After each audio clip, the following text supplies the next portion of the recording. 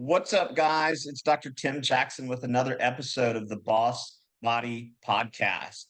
Biohacking. We've had several biohackers on the show. We had Lauren and Renee, the biohacker babes. We had Jean Falacara. Today, I brought in a biohacking expert, Colette Schnabel. Novel, yes. Schnabel. Okay, thank you. While I make every effort to broadcast correct information, I'm also still learning. I will double check all my facts, but realize that healthcare is a constantly changing science and art. One doctor or healthcare provider may have a different way of doing things from another. I welcome any comments, suggestions, or correction of errors. I take no money from supplement or device companies. By listening to this podcast or reading this blog, you agree not to use this podcast or blog as medical advice or to treat any medical condition in either yourself or others, including but not limited to patients that you are treating. Consult your healthcare provider for any medical issues that you may be having. This entire disclaimer also applies to any guests or contributors to the podcast or the website. Under no circumstances shall any guests or contributors to the podcast or blog or any employees, associates, or affiliates of the Boss Body podcast be responsible for damages arising from use of the podcast or the blog. This blog or podcast should not be used in any legal capacity whatsoever, including but not limited to establishing the standard of care in a legal sense or as a basis for expert witness testimony. No guarantee is given regarding the accuracy of any statements or opinions made on the podcast or the blog. Welcome to the show, Colette. Thank you. I'm so excited to be here. And I love talking about biohacking. It's completely changed my life. And it looks like, I can't tell the background, but it looks like the wind's blowing in Florida. It is, yes. I love to sit outside, try to get more of the natural light coming in around me throughout the day. Wait, you mean the sun's not trying to kill us? What? My mind's blown. I might have to cancel the show. Oh, no. I thought yeah. I'm certain I read that the sun was trying to kill everyone. All jokes aside, though, so you biohack obviously yourself, but also your family, and you teach others how to do the same and to introduce biohacking and optimizing your health from a very young age. Can you tell us a little bit about your journey into that? Yeah, absolutely.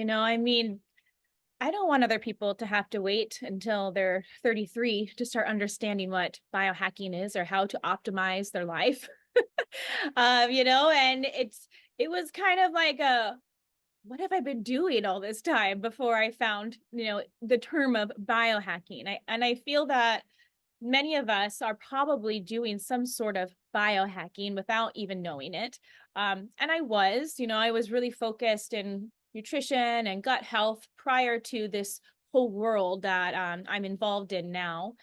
And prior to becoming a mom, I was not living a healthy, conscious lifestyle by any means. I traveled the world for a decade, working aboard like mega yachts. So working like crazy long hours. Sometimes I would be up all night long, handing over to the next person because guests were up partying. And so there was definitely a lot of internal damage that was happening to my body in these times. And then working all those times. And once you finish, you party harder than you work. So my life was not healthy by any means. And when I became a mom, or when I became pregnant with my son, I had lost my first child. And I said, okay, I need to, be serious. I need to understand what is happening inside for this life that I'm creating, and how can I do the best I can to provide a healthy internal environment, and then also educate myself of what to do afterwards. And I was probably about 4 months pregnant, and I read this book, and it was about hypnobirthing. And this book really opened my eyes to understanding the processes that happen into a woman's body. And so when I read that, it kind of just sparked this light inside me of like, I want to understand the body more, and I want to understand how to communicate with this. Right. And so at that moment, that's when I really just started like exploring different avenues of, how to help with my health. And that started with nutrition, obviously. Mhm. I think a lot of us start in that area. Um, and so, I got real big into gut health, understanding the food supply, our soil supply, what it's doing to our gut. But after I became a mom, I started to have like this chronic pain setting in. And I'm as holistic as I can be. And so I was getting like adjusted twice a week, trying acupuncture, getting massages, and it just wasn't going away. And I was super clean eating, like a lot, mostly vegan. And just, I couldn't figure it out. And I had a friend who told me or asked me if I knew how traumas manifest in the body. I'm like, I don't know what you're talking about. So, and she told me how traumas, and specifically childhood traumas, can manifest. And over time, they can show up as discomforts or pain. And ultimately, this can lead to other things as we age. And I was like, okay. I didn't understand what she was saying. I didn't believe in energy, or the energetics of the body. But she knew about my childhood. And I said, sure. I mean, I've already been spending thousands and thousands of dollars on my healthcare, and it's just not going away. So that was like my first door of being introduced to biohacking, is through frequency therapy. She taught me of how to communicate to my body through frequencies. And then I started to go down a complete other rabbit hole. And here I am now today, of just like, in all of things biohacking. I want to just immerse myself in this education. And I think that that's one of the most beautiful things about this community, is we all want to help empower and educate other people, right? To that, hopefully that one person learns just one thing that will change their life. And when you were introduced to frequency medicine, are we talking like bioresonance? Yes, yes, definitely. It was a bioresonance device. Specifically, the device I was using was a bioresonance device. And it did what it was supposed to do, and my pain went away. But I still suffered from extreme anxiety.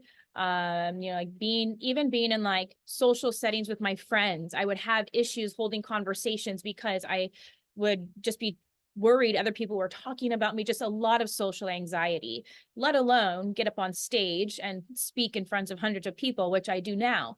And so about 6 months into my journey through using bioresonance frequencies, um, I started to have a complete life shift. I started to, what I call like my veil lifting.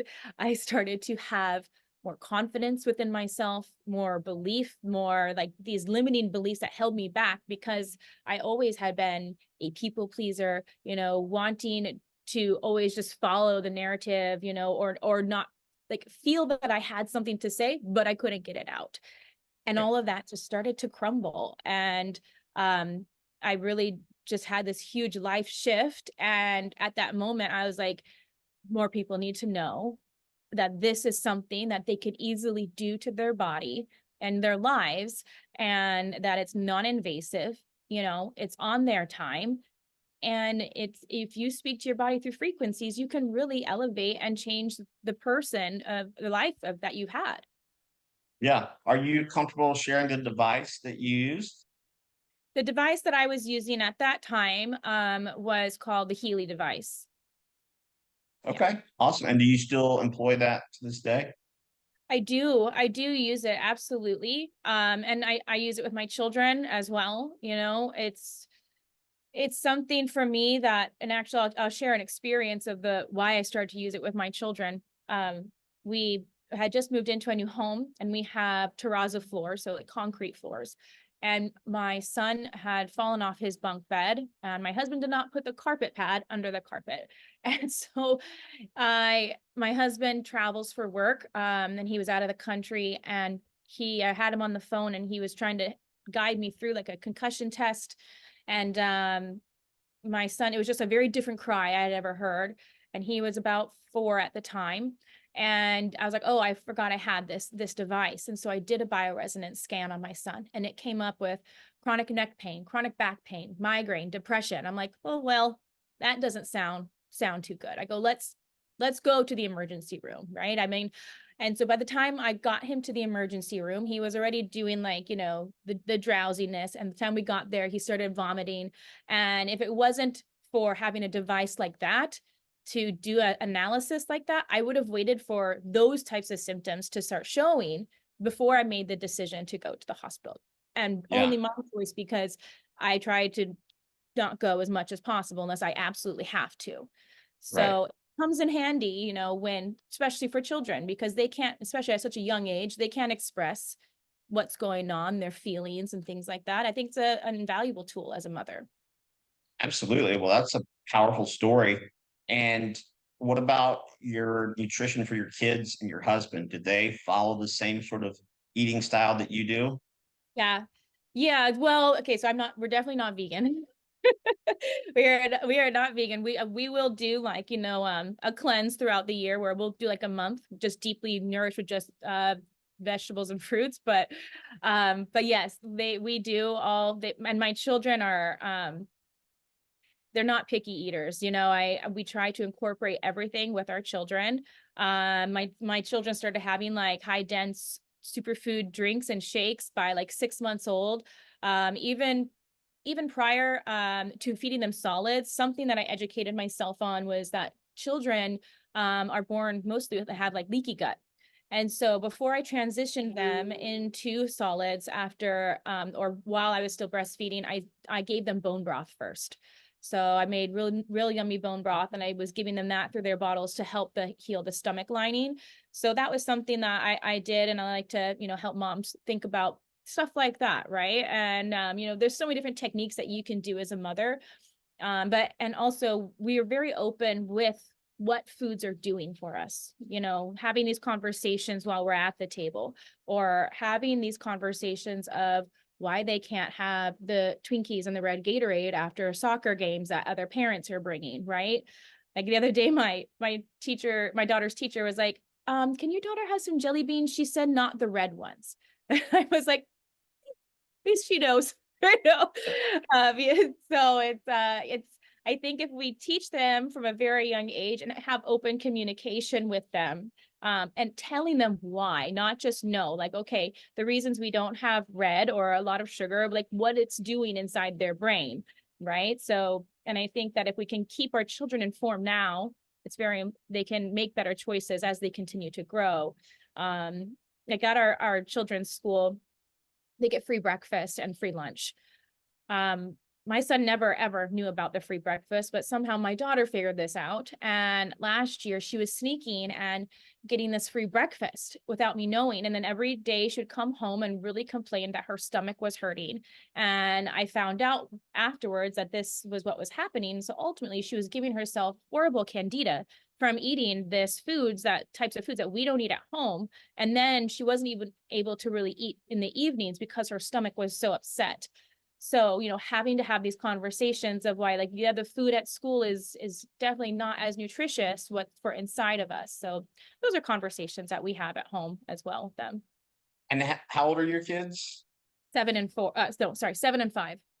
Okay, so I guess I don't know if you've worked with many teens or preteens, but I know, you know, they start to become very self-conscious. We all do at that age. Mhm. And, you know, if they're going to a sleepover or a friend's birthday party, if that ever, you know, makes kids feel awkward because they feel like ostracized because they're eating differently.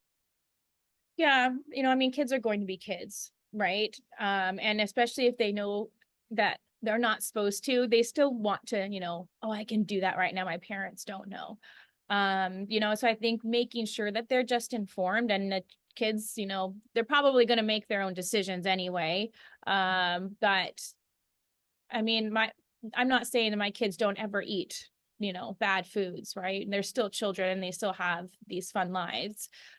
So I think that, in my opinion, that, you know, that's the best way to do that is to make sure your children feel safe and comfortable in their setting. You know, if they don't feel, you know, comfortable, I guess, or if they feel out of place doing something, then they need to do what's going to keep their internal self feeling well, as you know.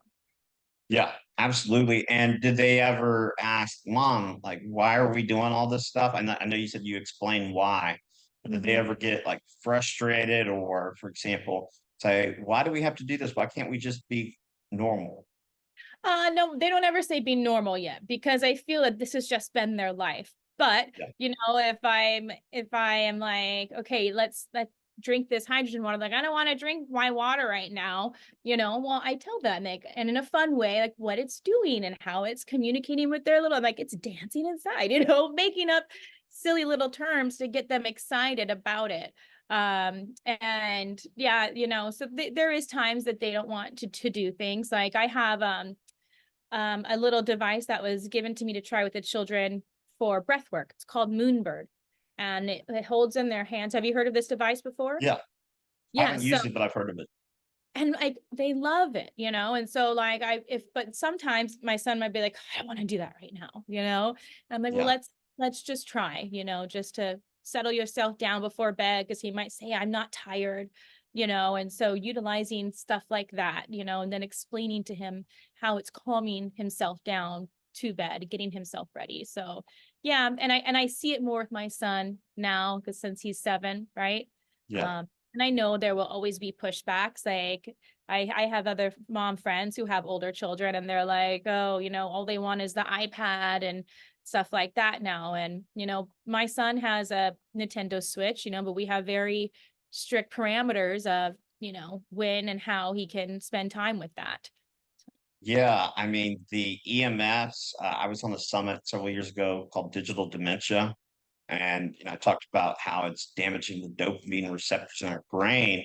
And it's come out now. I'm sure you know about this, but all the social media platforms, they basically hired psychologists to figure out how can we get people to experience that dopamine hit.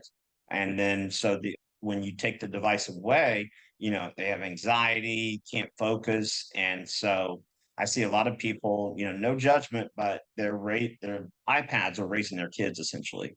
I know, and it is very sad, right? And how they're not wearing protective eyewear or anything like that. And it's like I have like some things that the children have to do every day when they come home, right? And every day, for the first thing that they have to do after they put their bags away, is they have to take their shoes and socks off, and they have to go play outside for an hour at least. I mean, most of the time my children are still out there until dark. Like they'll be outside until dinner, and then they go back outside again. I'm very fortunate about that. But then Mhm. some days, like yesterday, because I took my kids out of school early to spend some time outside for the eclipse. But my son, since he was outside most days, like, well, can I play this now? Can I go inside now? I'm like, absolutely not, my friend. Like, no, so Yeah. you have to be very strict and set boundaries, and it sucks sometimes. They're noisy, they're loud, they're around you, but these are why we're here, why we brought these children in, right? And so we have to take responsibility for their health at a very young age. Right. And does your husband help sort of present a unified front? If the kids, do they try and go to him? If you say, oh, you need to do this, do they go to dad and say, oh, do we have to do this? Oh yeah. Yeah, for sure. Gotcha. Yeah. Hmm. I have 2 nieces. I mean, they're older than 7 and 5, but I suspected that. And you mentioned molecular hydrogen water. So I got into molecular hydrogen about 2017, I would say, early 2018. I have an aqua cure machine, a Brown's gas machine. I breathe the gas mostly, but I'll drink the water a couple times a week. But it's definitely a game changer. And I think that's the first video of yours, a reel that I saw was relating to molecular hydrogen. And when people ask me, what does it do? I'm like, what does it not do? It's so small, it gets into the mitochondria. It, heals the mitochondria we have. It stimulates the production of new ones. Um, and it can help with any illness by mitigating inflammatory cytokines. The guy who invented the machine that I have, the AquaCure, he wore glasses from the time he was 8 until early 60s. And then he had goggles that you can hook up to the machine. And he wore them for an hour to hour and a half a day, 7 days a week for 8 months. And now he no longer needs glasses. Yeah. It is absolutely crazy, and to think that it can be something so simple for everybody. And for me, I feel like it is like a foundational piece that I think that every family needs to do in their home. And I mean, we all drink water, and people don't even start to realize, once you start going down the rabbit water hole, that's a whole nother journey, right? Like, you're like, wait, what's in it? And so, but yeah, I mean, I feel that the molecular hydrogen is extremely important, especially in the helping with the gene expression, things like that as well. Mhm. So bringing that in for the children at a very young age, helping with the absorption of nutrition through the gut lining as well. I think it's and 2017, I feel like that's when it was really starting, right? And now it's being predicted by, I think I heard by 2027 that, most people around the world will be fully informed about molecular hydrogen. I had the pleasure to meet Dr. Tyler LeBaron recently, and he is a wonderful person to be educated from. And he makes it easy to understand a lot Yeah. more. And I think that for me, I feel that it's just something I think that every family should be doing with their water. I would love to put it into my eyes. I've done it at a few conferences. I don't have a big machine like that to do that, but I really love that idea. I mean, my mom and dad, they never ever get into my things that I do. Yeah. And I was home for Christmas. And my mom has had RA for over 30 years. She gets infusions, and typically it's like she spends a day with her grandchildren and then she's wiped out for the next day. Well, she was having like a flare up when I was there, and I was like, "Hey, will you just drink this water?" She came downstairs 10 minutes later. She's like, "I don't know what's in that voodoo water of yours, but I've never had something make me feel so much relieved so fast." They Yeah. invested in a hydrogen bottle. But then after that, and so it's like, it's something so simple for people. And I think more people need to take, time to educate themselves into what it can do for them. And with molecular hydrogen water, so a lot of times I'm not taking it right now, but humic and fulvic acid, I like to add that to my water.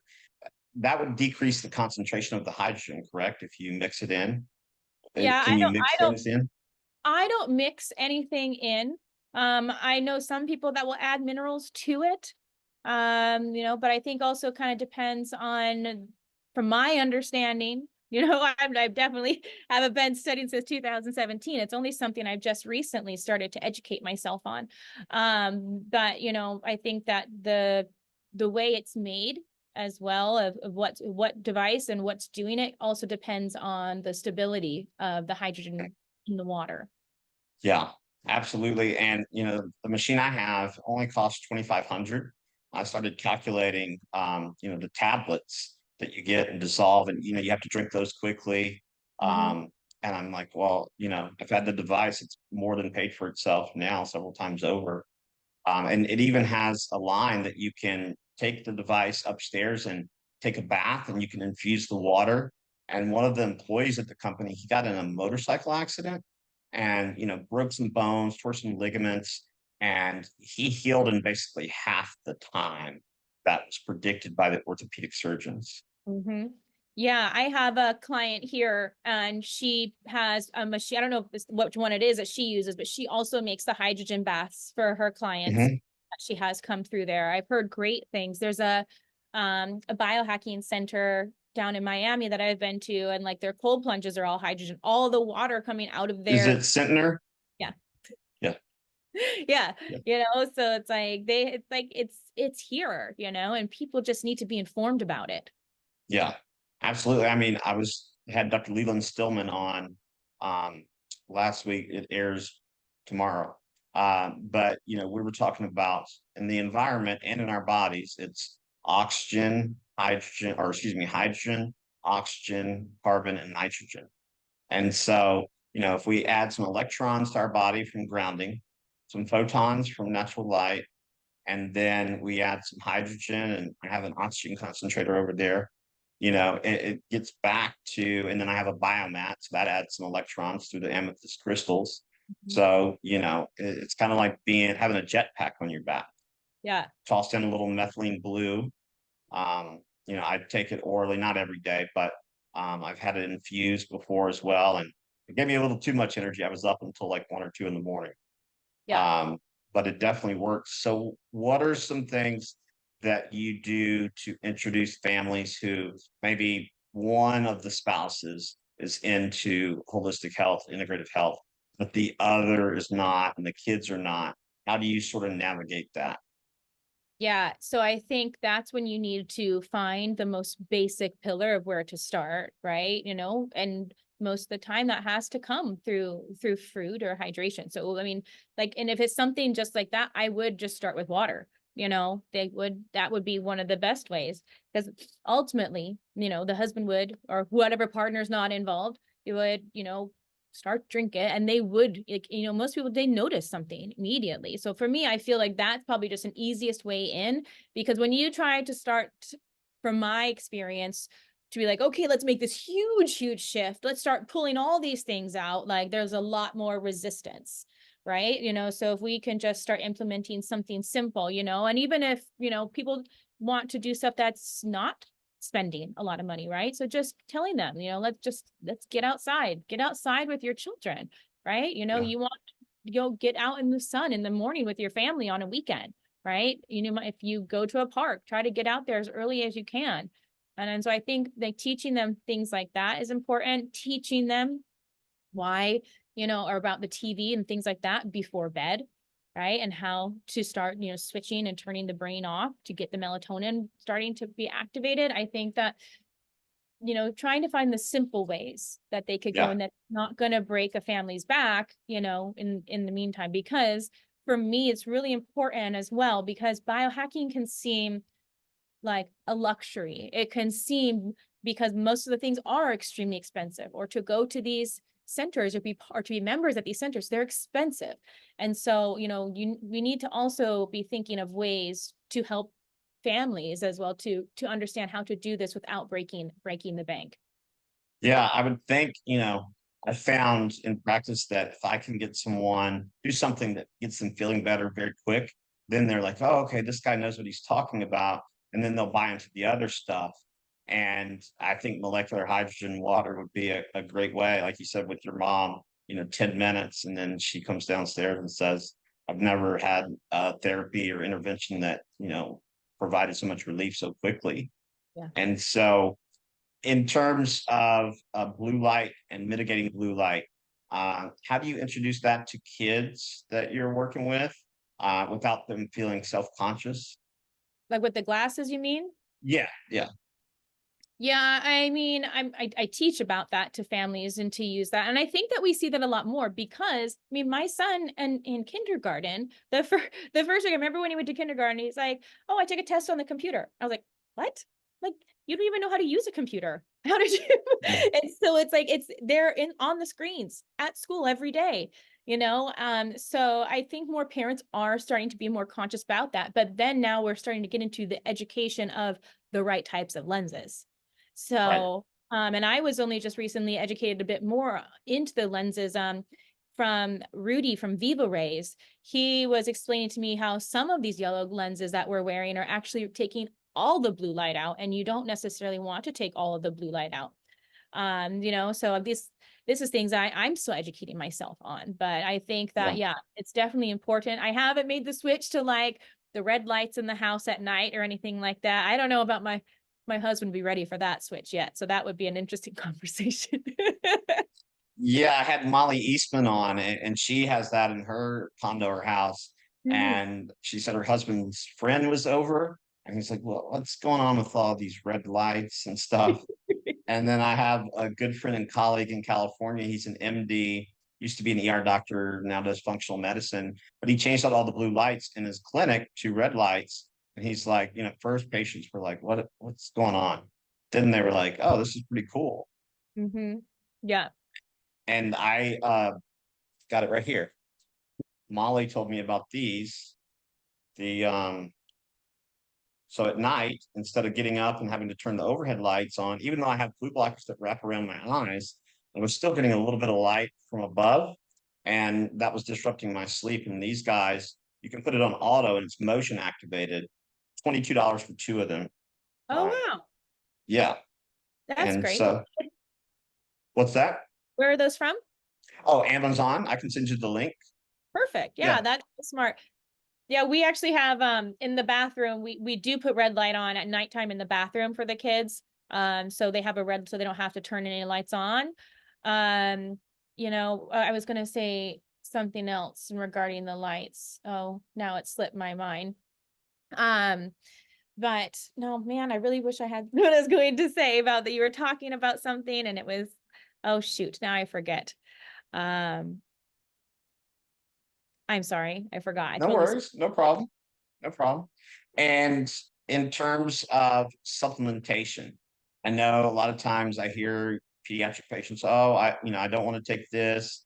And I'm thinking, as an adult, like, oh man, if I would have had access to know, okay, if I just need to do this, this, and this, like, I mean, if you told me to eat horse manure and it would benefit my mitochondria, I wouldn't ask questions. I'd just go do it. But kids, we got to access their nervous systems a little bit differently. So Mhm. what type of supplementation do you provide for your kids? Very good question. So they, first of all, for me, the first thing that we even started with was, the removal of glyphosate safely from the body. So there's a specific supplement that I use, but the same company put it into a shake just for children.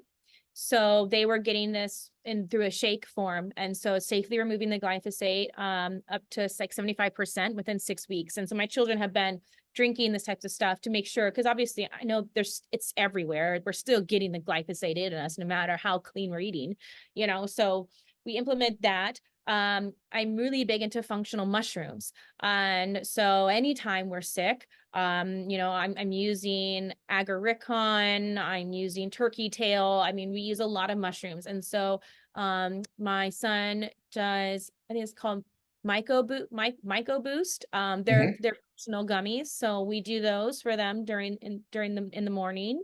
So that's kind of fun, and again, that's just more things to teach them about, like, look at these beautiful things that are outside growing and here for us. And so I like to, weave it all in to them. What else? So we do organ meats once a week as well. So I hide that in the food. Typically I'll do like moussaka or something. So or spaghetti, and they never know. So we're doing the organ meats. I also do, because my children are on swim teams. So we do, I know we do, vegan, vegan pre-digested amino acids as well. That's awesome. Yeah, because I've been lifting weights since I was 18, except for a couple of years where I had some extra stuff going on. But I hear, you got to have 1 gram of protein per pound of lean body weight. But what you really want is the amino acids, right? And digestion is a very energy intensive process. Protein has a high thermic effect of food. But if you can give those amino acids in the raw material form that the cells can already use, like, you're going to see all these physiological processes that the body deemed non-essential because it didn't have the amino acids to work in those pathways.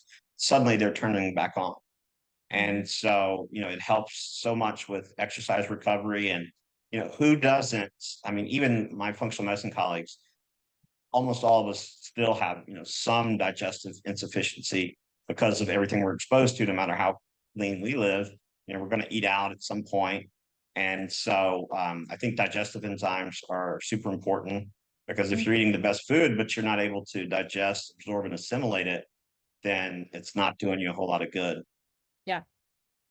What And digestive enzymes are you using? Do you suggest? I like the ones from, what's it called? It's Wade Lightheart's company, Biooptimizers. Yes, Yeah. I've So he had. has, Mhm. yeah, he has several. He was way ahead of the game. Like, the company started in 2004, and he Mhm. won 2 or 3 national bodybuilding championships in Canada, the natural division, basically by focusing on digestive health. Because I think a lot of people don't realize, okay, if I have inflammation, it's going to affect my hormonal balance. If I have inflammation, it's going to affect my recovery. If I have inflammation, I'm going to gain body fat, lose muscle. And so I like those. I also like Similase from Integrative Therapeutics. Those are really good, high quality. And I did betaine HCl for many years. I'm not doing it currently because I'm probably experiencing a little bit of H. pylori. So I'm working on addressing that for the next couple months. But digestive enzymes. So along that same line of thinking, do you talk to your kids about bowel movements and the importance of bowel movements? Yeah. Yeah, definitely. We do we're a very open family about what we're doing here. And yeah, no, we talk about that. And we get into like the whole colors, like everything, where and it's understanding how the body's working, signs the body's showing, right? Yeah. It's gonna tell us what we need, Right. right? So we can, and so they think it's funny. They think it's hilarious. We're talking about poopy, right? Right. But I mean, yeah, you just make it interesting to them. I did want to say about the bio-optimizers, though, their magnesium is absolutely amazing. I was flying over to Madeira back in November, and I took it on the airplane, and I slept the entire 8 hours. Really? That I never got off a plane feeling so rested. Like, Wow. something I always suggest. I definitely feel their magnesium is probably some of the best magnesium I feel I've tried. Yeah, I love their magnesium as well. And most of the time you get bisglycinate, tartrate, or magnesium L-threonate, and a product that has 7 different forms. I Mhm. feel it's going to benefit the heart, the musculoskeletal system, the brain. And so, yeah, I think, their products, I've tried 6 or 7 different products from them. They've all over delivered. Yeah. And so I have nothing but good things to say about them. And then how do you go about lab testing in kids is tricky, especially if it involves a blood draw. Stool tests, I've had a little pushback from parents, on doing stool tests, but how do you approach it? To be honest, I haven't done any with the children. My children go to the doctor for their like annual school exam. That's it. We do everything else at home. And I haven't done any testing. So, but it's not that I Gotcha. wouldn't be open to it. I haven't got there yet. Gotcha. And do you do testing on yourself?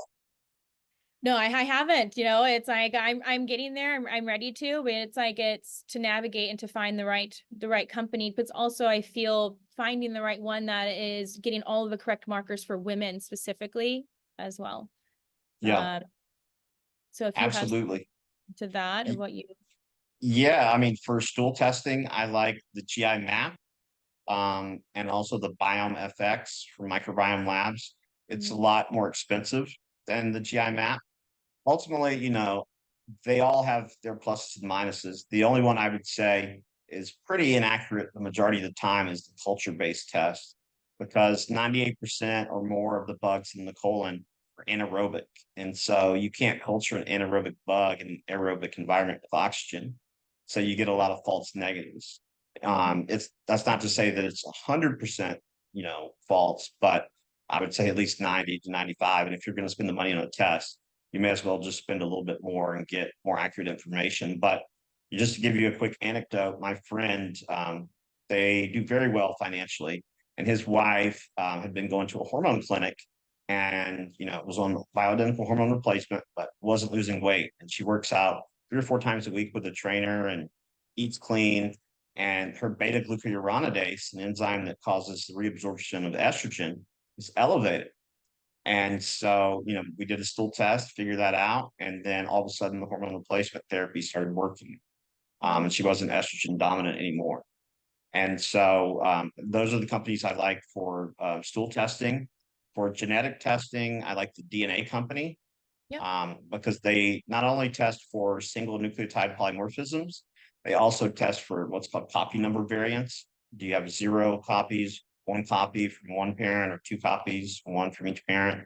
And insertions and deletions. A lot of or most of the genetic tests, they only look at single nucleotide polymorphisms. Insertions and deletions are kind of like deleting sentences or paragraphs from a chapter. And so, that's obviously going to alter, physiological functioning and biochemical functioning. But they look at pathways as well. So all the pathways related to neurotransmitters. So, Kasha Khan, the founder of the company, they worked with over 7,000 patients, and he even worked with some Navy SEALs and was able to tell them, okay, this person is more prone to PTSD. So there are polymorphisms and deletions, and it's called ADRA2B. It's where norepinephrine binds. And it means you're more likely to replay negative events and stimuli in your brain. Wow. That, along with MAO, monoamine oxidase, which is the warrior gene, and then serotonin, 5-HTP-LPR. And so that plays a role in serotonin regulation and dysregulation, which is going to play a role not only in mood and sleep, but also hunger and satiety. And so I like them very much. And the good thing is you only have to do the test once, right? Yeah. The expression of the genes may change somewhat, but they're not going to completely change. And then I like organic acid testing. You can learn a lot from that. I think it's probably the most bang for your buck because you get a lot of vitamin levels, you get amino acid levels, mitochondrial markers, yeast, and mold markers. Although a lot of them, it doesn't say mold markers on it. You just have to kind of read between the lines. Um, and then neurotransmitter metabolites. And so I think that's a really good bang for your buck. And I've done a little bit, I'm certainly not an expert in hair tissue mineral analysis. And when I interviewed Dr. Stillman, we talked about the pluses and minuses of blood and everything. But, he said hair, he teaches a course on hair analysis, but it shows, the past 4 to 6 months or longer. And, what's happening physiologically and looking at patterns versus if I draw your blood and we test your progesterone, okay, that's a one-time snapshot. And it's a lot more complicated for females because you ladies are cycling, and you have more fluctuations. And so a hair analysis, it's pretty complicated if you want to do it right. But instead of just taking all the minerals, you can use the results to kind of titrate the dosages. And so he gave the story of himself. He used to take, I think, 30 milligrams of zinc, and now he's 60 to 70. And he's noticed a lot of improvements in his health. But, he didn't just blindly take it. He looked at, his hair results. And so that's probably the lowest barrier to entry because the test is usually like 150 bucks, 175 bucks compared to 300 for a stool test or 350 and 400 or 500 for a genetic test. And then urine mycotoxin test or something I use a lot. So you're in the southeastern United States. I'm in South Carolina. And so I had mold toxicity. I have the quote unquote dreaded genotype. But I don't test for the dreaded genotype anymore because 25% of people have it. But I found it just freaks people out. And, that's another stressor to their system. Ultimately, you can not have that and still have mold toxicity issues. And so a lot of people say, oh, well, I haven't seen any mold, but unless it's Stachybotrys or black mold, you can't see it. And so, Aspergillus, affects the lungs. Glia toxins affect the brain and central nervous system. I'll tell you a powerful story. I had a guy whose both parents were pharmacists, and he was addicted to black tar heroin and oxycodone, I think. And he had gone to several types of rehab, outdoor wilderness retreats. And then when he got referred to me, I said, have you had any water intrusion into your condo? He's like, oh, yeah, actually, it flooded. And so now he's no longer an addict. And so, it causes, if you look at brain scans of people with mold toxicity and people with MS, you can't distinguish between the two. You get white matter lesions in both, and it decreases. Go ahead. You need to tell me this test specifically. So our home flooded last April. South Florida had crazy storms. So we had to gut our entire house out, 4 feet, the entire house. We did everything, tested every blood. I mean, like you said, it still could be there. So Right. this is something I'm very, very passionate to learn more about. Yeah, and a lot of people, I've worked with a number of school administrators and teachers. And if you think about it, I mean, how many schools can you go into and see the tiles, it's yellow or brown? And, if the maintenance staff comes in, they just replace the tile, but the mold's still, in the air, right? The mold spores. And so, and then we wonder why kids have trouble focusing, and they're being exposed to EMFs. And by the way, Dr. Dietrich Klinghardt, he showed that when mold is exposed to EMFs, it produces 600 times more mycotoxins. So you might have had a little bit of mold before, and it may not have been an issue. But now 5G, Wi-Fi, etc., now it's a huge issue. Okay, so before I got really deep into biohacking, we moved into this new home, and it is a block and a half away from a substation that has like a 5G antenna. And so I am now super freaking out about this house and where we're living and what it's doing to us and our children. And this is something that my husband definitely is not on the same page with me yet of this, And so this is a whole nother rabbit hole I have yet to fully comprehend or to understand. I know EMFs are bad, but I haven't gone deep into that, And so I'm just trying to tell my husband, I'm pretty sure we should be doing something more in the house, So I've been looking recently at Therasage has a wall plug-in. I was talking to someone from Centropics about this house cloud system that they have. So tell me, what do you have to say about that?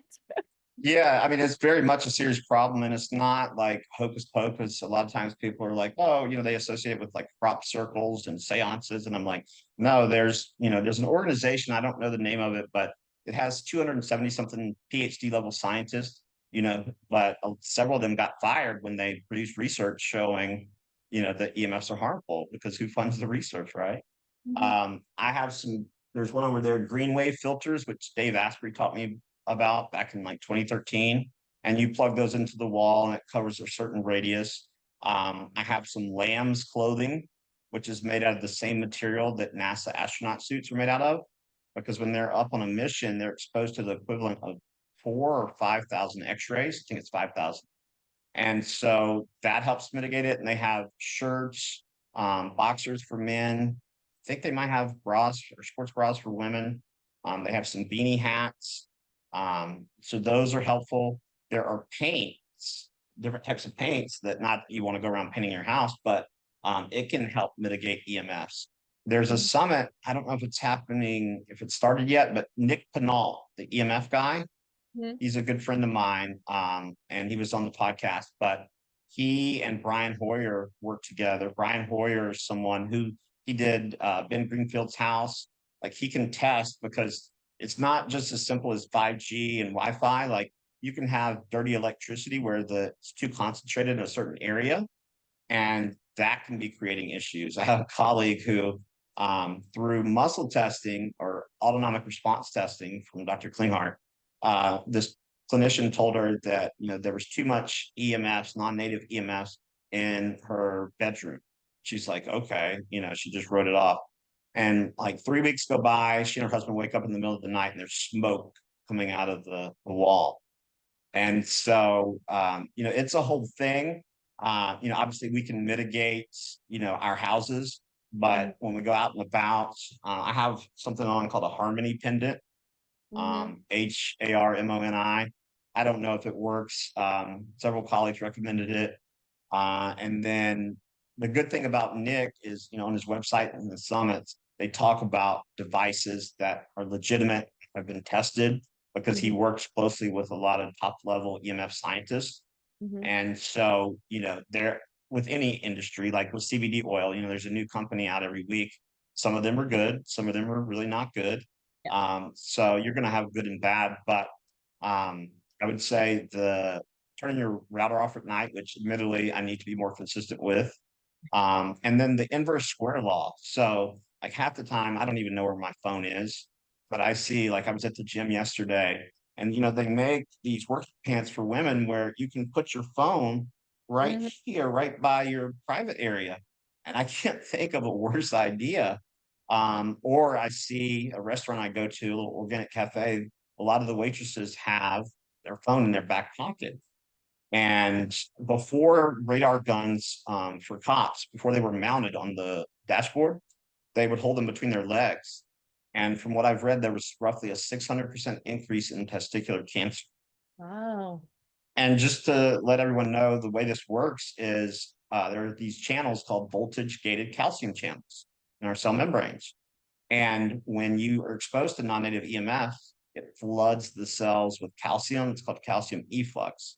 And that creates massive inflammation and a molecule called peroxynitrite, which if I were, very like Dr. Evil and I wanted to make someone sick, that's one of the compounds I would use.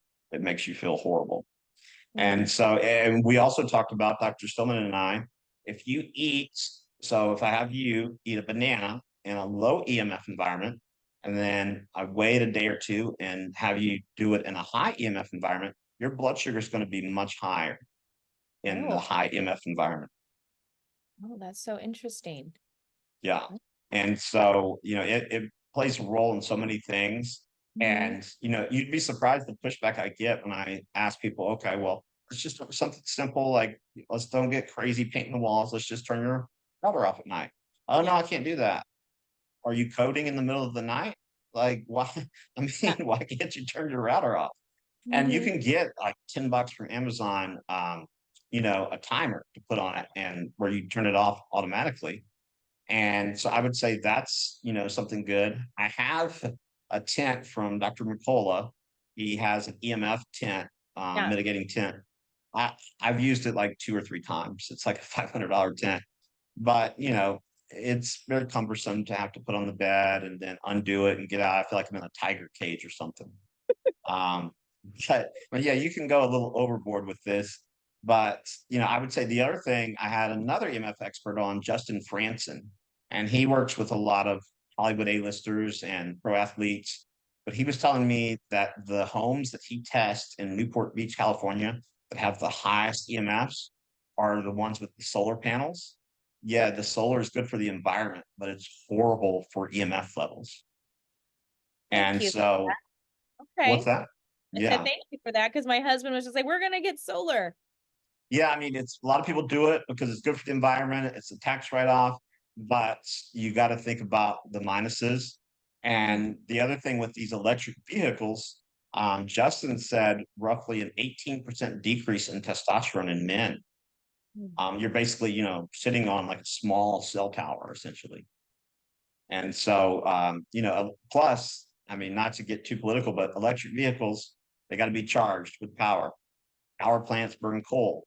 So you end up doing more harm to the environment, with the electric vehicles. But with the whole EMF thing, I would say, kids, their blood-brain barrier doesn't form fully until around 4.5, 5. And so, if your 3-year-old is watching phone, a video on a phone and it's this close, that's problematic. Yeah. Yeah, that's not good at all. I just met the guys from Aries Tech Yeah, recently.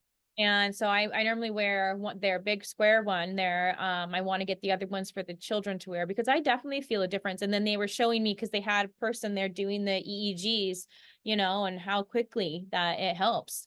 yeah, I think something simple like that is easy as well for parents to get their kids to be wearing or, putting on their clothes or whatever, I think the necklace is an easy, simple thing to do. yeah.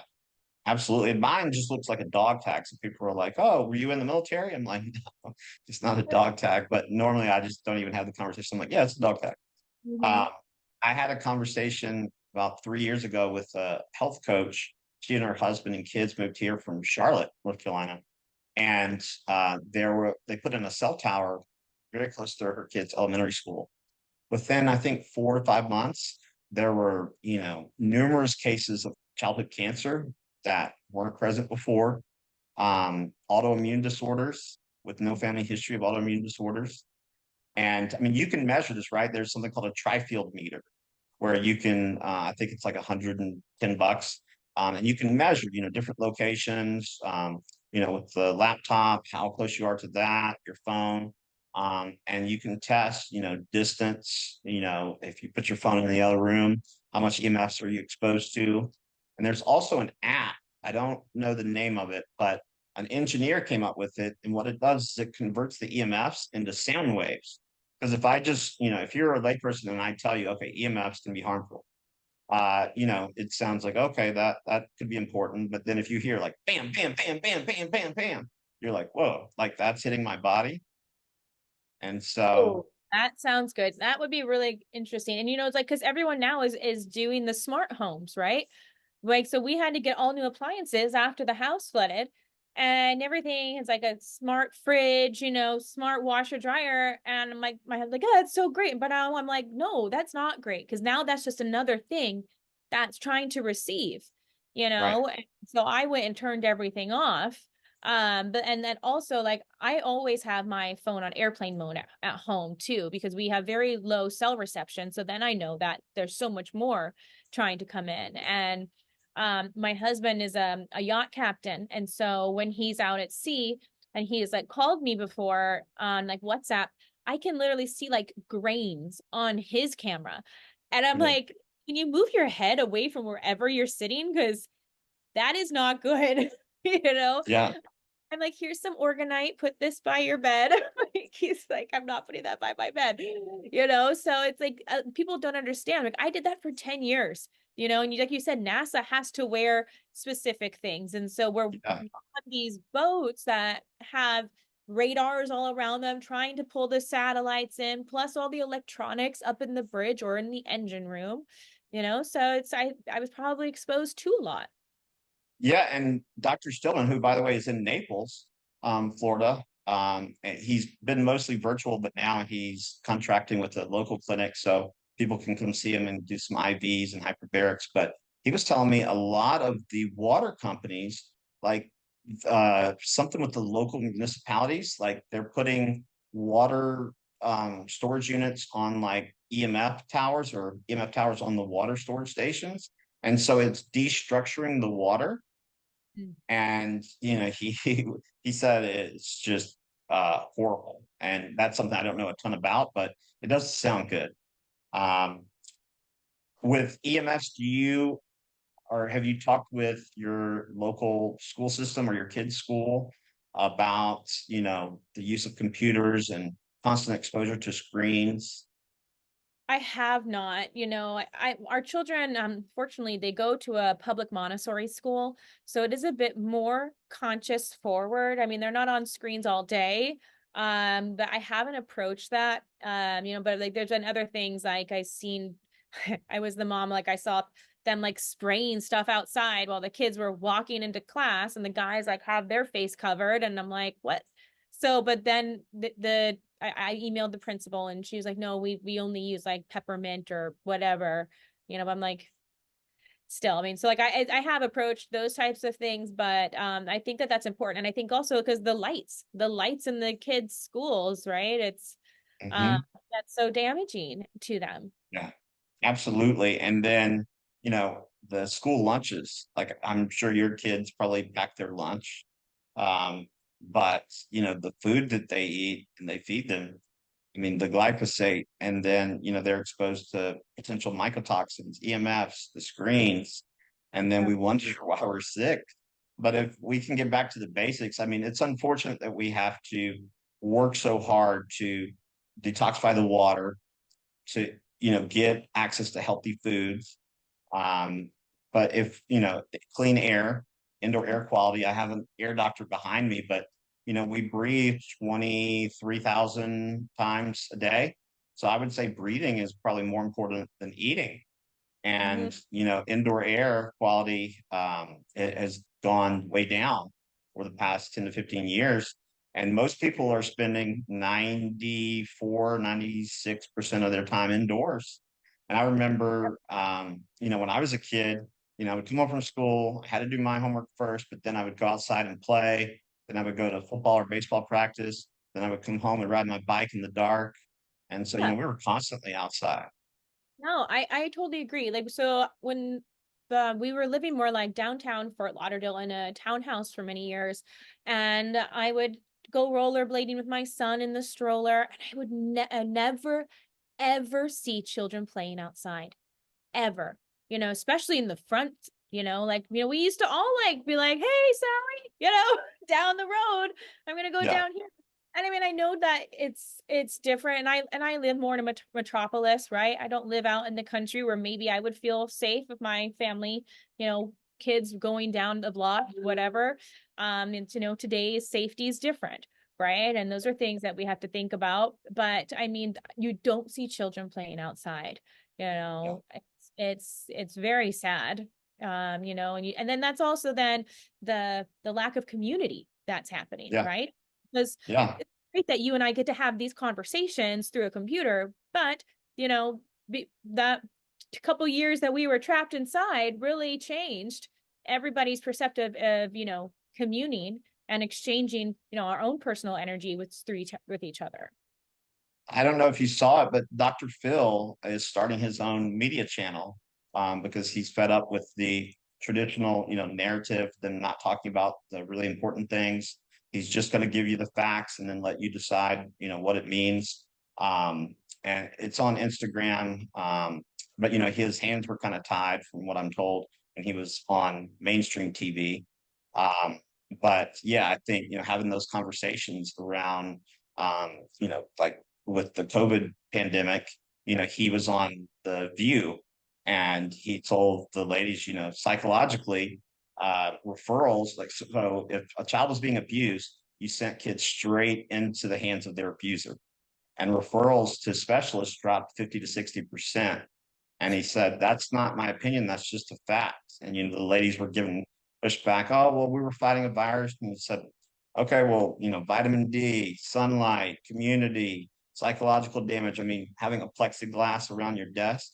I mean, I can't imagine, even as an adult, but especially as a kid, what that's going to do to the psyche. Yeah, I mean, it to the psyche, and then think about what it's done to relationships that people have had over all these years and the segregation that it created, right? I mean, I've lost friends based off of my personal standings, and I would never, ever judge anybody for their personal health choices, right? But this is what happened. People became super judgmental and like, oh, I can't be around you because you didn't get a vaccination, right? Or other health choices that I personally make. It's very, very sad what has happened over the past few years. Absolutely. And one of my former mentors, he said, when people say, oh, well, I got the vaccine, but in order for it to work, you have to get the vaccine or the shot. And he said, that's like saying, I'm going to put on my shoes, but in order for my shoes to work, you have to get your shoes on and they have to work. It just doesn't make sense. But, it is what it is. But hopefully a lot of people are waking up, to the truth. And I think if people want to go that route, they have that right, but just don't try to force it on other people, especially when it's hasn't been proven safe. Yeah. And I think the good thing that came of the pandemic is that it did make a lot more health conscious people. So it's been beneficial for you and I, right? And what we're here to do and what we're be able to share to our platforms, and so I think it has made a more health conscious form of people as well, right? And I feel that you see that in the biohacking space, that there is still the biohackers of one mentality and then the other, but we're here, right? Right. Well, what's something today you wish you would have known at the beginning of your health journey, whether it's for you or your kids? Mm. And we didn't talk about this. I would definitely say mental health is probably the most important thing to work on before everything else, because if this isn't healthy, the rest of this is going to have a much harder time Yeah. to Absolutely. And if you can balance your neurotransmitters and your mental health, you're going to be more compliant and see things through versus, just, or you get frustrated and you just quit right away. So I think that's a really good point. Tell us, we're going to put the link up, but tell us where people can find you. Yep. So my website is biohackingmama.com. Also on Instagram, colette.biohackingmama. Awesome. So, yeah. Well, thank you so much for the work that you're doing. And hopefully we can have you back on in the future for some updates. Cool. Thank you so much, Dr. Tim. All right.